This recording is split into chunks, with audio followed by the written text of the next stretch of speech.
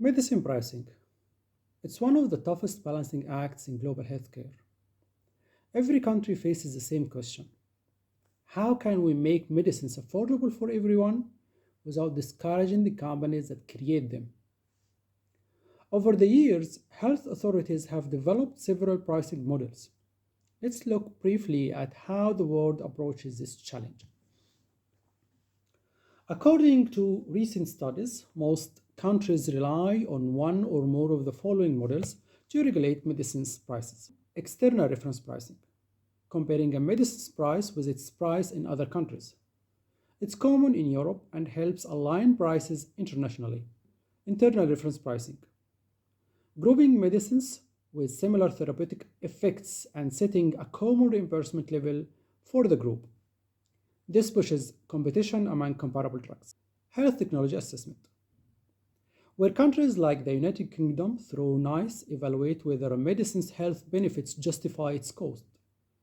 Only drugs that demonstrate acceptable cost effectiveness are recommended for reimbursement. Negotiated or performance based pricing, adopted in several European systems. For example, France uses price volume agreements, adjusting a medicine's price downward if sales exceed certain limits, keeping total spending predictable. And in Germany, the AMNOG system links the drug's price to the additional therapeutic benefit it provides compared to existing options. If the benefit is clear, the price can stay high. If not, it's reduced after evaluation. These models have shaped today's global pharmaceutical market, but they are mostly designed for countries with strong public reimbursement systems.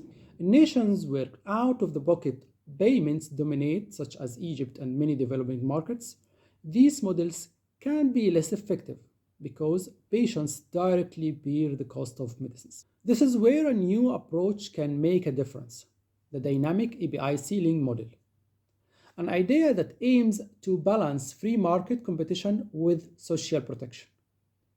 Under this model, the health authority sets a maximum price per active ingredient expressed as price per defined daily dose. This ceiling applies to all brands that contain the same active pharmaceutical ingredient, for example, all esomeprazole or all atorvastatin products. Within that ceiling, companies are free to set their own prices, allowing market competition to operate naturally. Prices can go lower but not higher than the approved ceiling. This keeps the system simple, transparent, and responsive to both patients and producers. And because medicine markets change, the ceiling is dynamic as well. It is reviewed regularly, perhaps annually, to reflect changes in manufacturing costs, exchange rates, or the entry of new generics and biosimilars. Two special categories receive tailored treatment.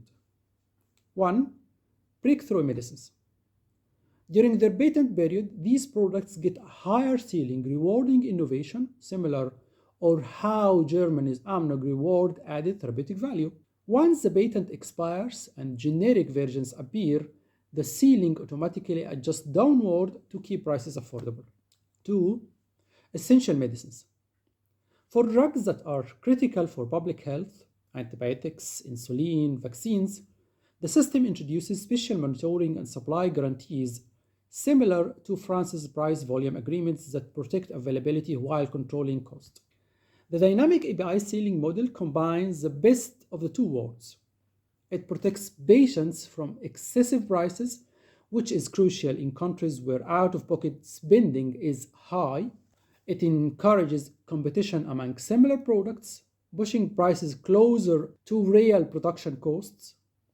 And it maintains incentives for innovation by allowing higher ceiling during the patent period for genuine breakthrough.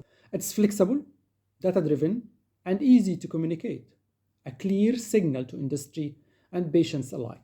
But of course, every model has its limits. First, if ceilings are set too low, some companies might exit unprofitable markets, risking temporary shortages. This can be mitigated by minimum supply commitments or procurement guarantees for essential medicines. Second, a dynamic system depends on accurate updated data, on API prices, inflation, and international trends.